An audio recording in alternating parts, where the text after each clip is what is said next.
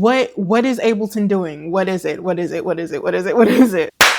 Welcome back to the channel. If you're new here, I'm Nefertiti Gold and I'm an electronic R&B artist. Now today we're going to be talking about Ableton's recent campaign for this new something. Now, this video is sponsored by DistroKid, but I'll talk about that a little bit later. Now, Ableton has been putting out these very vague campaigns on the internet announcing that something's on the way. We have no idea what it is, and the campaigns themselves aren't really giving anything.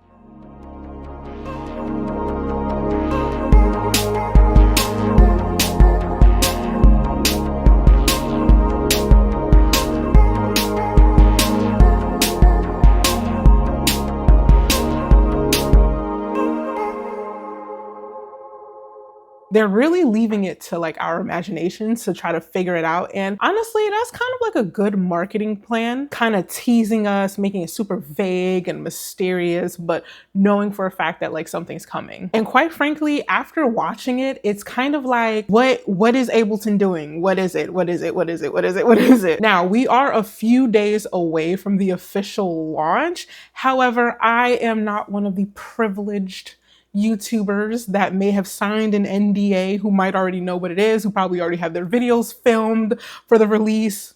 I'm not one of them. Now, I've narrowed it down to two areas of speculation. The first one, being the most obvious one, is what is it? Now, strictly going off of the name so far, Ableton Move, I can only think of something that moves. I've seen some comments that have mentioned that it could potentially be a more portable version of the Ableton Push, which, I mean, technically Ableton Push is portable. It's just not the most convenient thing to port with you. And might I add, expensive. And a lot of the times, I don't know how I feel about bringing expensive pieces of equipment just willy-nilly anywhere. But at the same time, if this is a more portable version of the Push 3, maybe it's something that has about the same capabilities but a smaller form factor, I'm gonna be a little semi-upset. And that's mainly because like my whole point of getting the Push 3 is to kind of have Ableton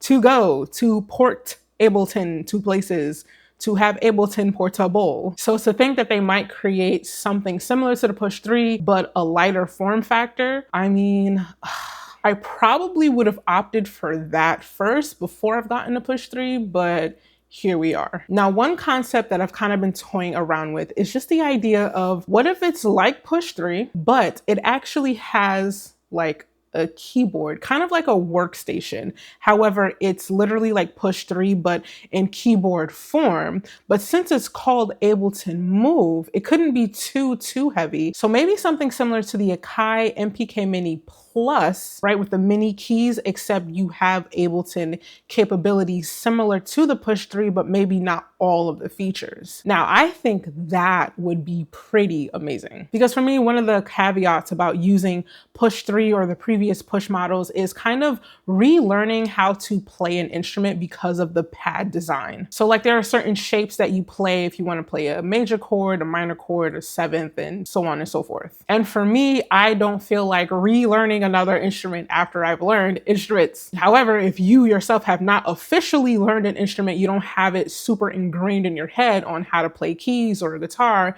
then yeah, maybe learning the grid system on Push can work for you. But for me, it is a pain. Now, another concept that I've seen in the comments is some kind of Ableton's version of like an OP1. That would be some fierce competition. And quite frankly, I'm very intrigued. Now, before I move any further, as I said earlier, this video is sponsored by DistroKid. DistroKid is one of the world's leading distributors, distributing about 1/3 of the world's music to all streaming platforms. DistroKid is constantly developing new tools to help make our lives easier as independent artists. One of those tools being Mixia. With Mixia, DistroKid members can put that final finishing touch on all of your tracks in just minutes. With Mixia, you can create a customized final mix that is release ready. While nothing can replace a real human engineer, Mixia can be a great tool if you are short on time or on a tight budget. As a DistroKid member, you can get an unlimited number of tracks mastered for just $99 a year. However, if you're not a DistroKid member yet, definitely use my link in the description below and get 7% off your first year. And now back to your regularly scheduled program. And now to move on to the second part of my speculation is going to be cost. Now, this can go in several different directions that I can't even fathom, especially if you're taking into consideration different factors. Like, for example, if it's a smaller version of Push 3, is it going to be less expensive than Push 3? I personally would hope that it doesn't cost the same as Push 3. And more importantly, I don't want it to cost more than the Push 3. Now, if it's kind of like a workstation kind of controller hardware where it has keys, but then Ableton capabilities, then I don't know. It's kind of a toss-up. It could be the exact same cost as a Push 3. It could probably be more because of the fact that it has a key bed part of it. Now, the type of keys could probably affect it. If it's mini keys, maybe it's less money. If it's full-size keys or mid-size keys, it could cost more. I mean, there's just so much to consider. And if you go into the direction of it being some form of an OP1 type of situation, ooh, I mean, for this current economy, that would be kind of tough. Not gonna hold you, that would be kind of tough. You're broke! You're poor! I don't like where this is going. One of the reasons being is that, first of all, Push 3 in itself, when it first came out, $2,000, okay? And if you think about the OP1, that is also $2,000.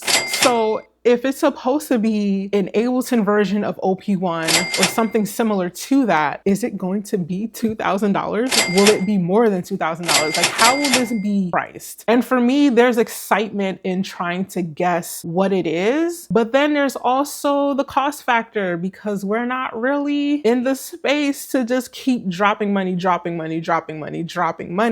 a time period where people are kind of undervaluing our music at this point in time. But I'm still just really curious. I think it could be a potential workstation kind of situation. It could possibly easily be something a bit way more smaller and way more portable, very similar to the OP1, where you have filters and it's a built-in synth, but then it has Ableton capability. You can launch clips, and maybe it's similar to the Push 3, where you can basically take projects from your hardware, drop it onto your computer. You don't have to necessarily plug it in as long as both items are plugged into the same Wi-Fi. But I wanted to get my 2 cents out there before the official release because I am excited, just like all of you guys are. I'm very much interested to know what you think Ableton is about to drop. Do you agree? Do you think it's going to be a piece of hardware? Could it possibly be a piece of software? Do you think it could be an elaborate